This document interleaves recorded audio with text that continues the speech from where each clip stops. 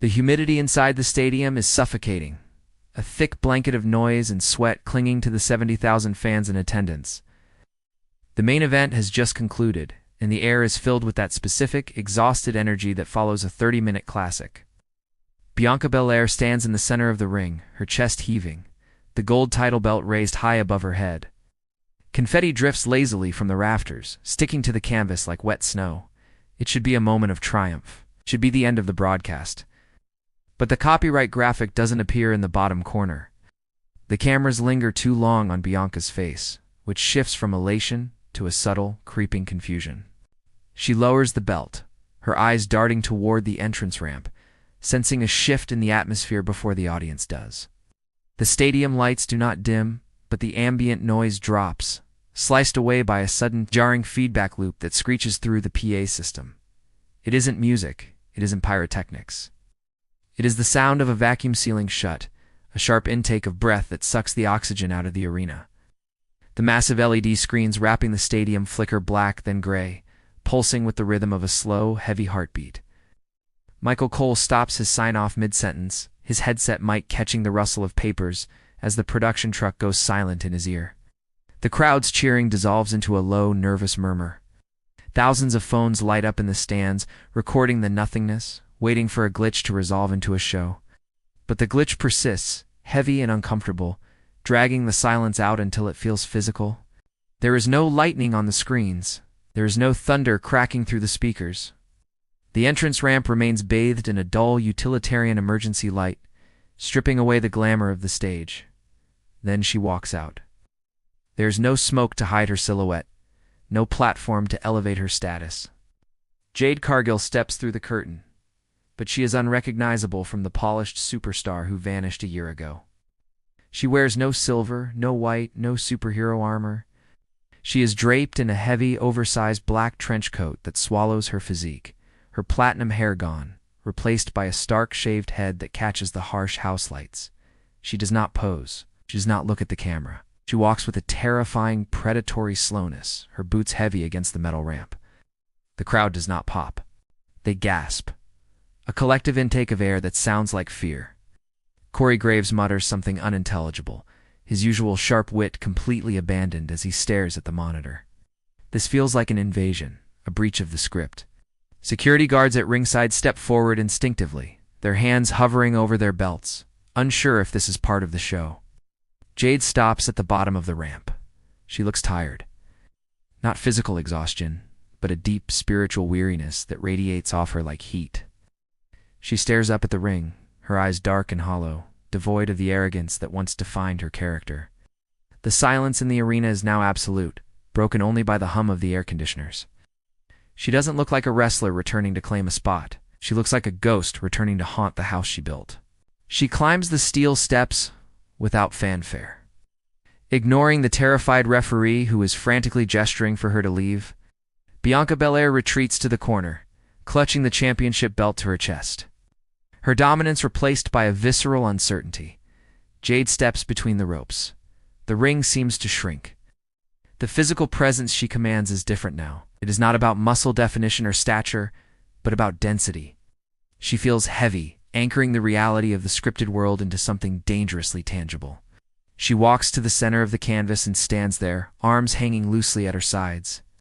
The crowd is frozen, thousands of people caught in a state of suspended animation, unsure if they are witnessing a storyline or a mental breakdown. Jade slowly lifts her head, locking eyes with Bianca. There is no malice in her gaze, only a cold, crushing recognition. She reaches into the deep pocket of her coat. The entire front row flinches. Security tightens. But she pulls out a microphone. She holds it for a long time, the device trembling slightly in her grip. She brings it to her lips, and the sound of her breathing fills the stadium, raspy, uneven, real. She opens her mouth to speak, but no words come out. Instead, she just lowers the microphone and drops it. The thud echoes like a gunshot. She turns her back on the champion, disregarding the title entirely, and looks out at the sea of faces. She isn't playing a heel. She isn't playing a face. She's playing a survivor who regrets surviving. The rejection of the microphone screams louder than any promo ever could. She has nothing to say to them. The broadcast cuts to the backstage area, but the camera angle is wrong. It's handheld, shaky, filming from a distance as if the operator is hiding. We see Triple H screaming into a headset, his face flushed, signaling for producers to cut the feed. The chaos is palpable. Wrestlers are spilling out of the locker rooms, not in character, but in genuine alarm. We see Cody Rhodes in his street clothes, holding a phone, looking pale. The blurred line between fiction and reality has dissolved completely. The camera whips back to the arena. Jade hasn't moved. She is simply watching the audience dissecting them. A chant tries to start "Welcome back," but it dies in the throat of the crowd, choked out by the awkwardness of the moment. This isn't fun. It feels voyeuristic. Bianca Belair steps forward, her hand reaching out tentatively, a human gesture breaking through the wrestler persona. She touches Jade's shoulder. Jade flinches violently, a reaction so raw it makes the viewers at home look away from their screens. She spins around, grabbing Bianca's wrist. She doesn't strike her. She just holds the champion's arm, squeezing it, staring at the gold belt with utter contempt. The message is transmitted without a single syllable. The title is a toy, and Jade has outgrown toys. She releases Bianca, who stumbles back, rubbing her wrist. Jade looks at her own hands, as if they are foreign objects. The commentary team has gone silent. There is no play-by-play for a woman realizing she is a weapon in a world that only wants entertainment. The feed starts to glitch again, pixelating her face, turning her into a digital ghost. The screen cuts to black, but the show doesn't end. The copyright logo finally appears, yet the audio feed remains open for 10 agonizing seconds. We hear the sound of the ring bell clanging repeatedly, not to end a match, but to call for help. We hear a single, distant sob. Then, silence. The feed cuts. Social media explodes instantly. The timeline is not filled with "Oh my God" or "WrestleMania moment" hashtags. It is filled with concern. It is filled with debate. Was it a work? Was it a shoot? The viral clip isn't a spectacular move. It is the image of Jade's eyes dead, flat and terrifyingly human. The comeback wasn't designed to sell t-shirts or boost ratings. It was designed to hurt. It forces the audience to look at the industry they consume and wonder what it takes from the people they worship.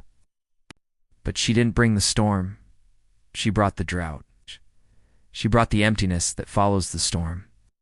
And as the viewers stare at their black screens, seeing their own reflections in the glass, they are left with the uncomfortable realization that they didn't want Jade Cargill the person. They wanted Jade Cargill the product, and the product is gone. The woman who remains is dangerous not because she can win a match, but because she can destroy the illusion. Comeback goes viral not for what happened, but for what didn't. No catchphrase, no pose. Just the heavy, crushing weight of reality, crashing into a world of make-believe. She is back. But for the first time, we are afraid of what she will do next.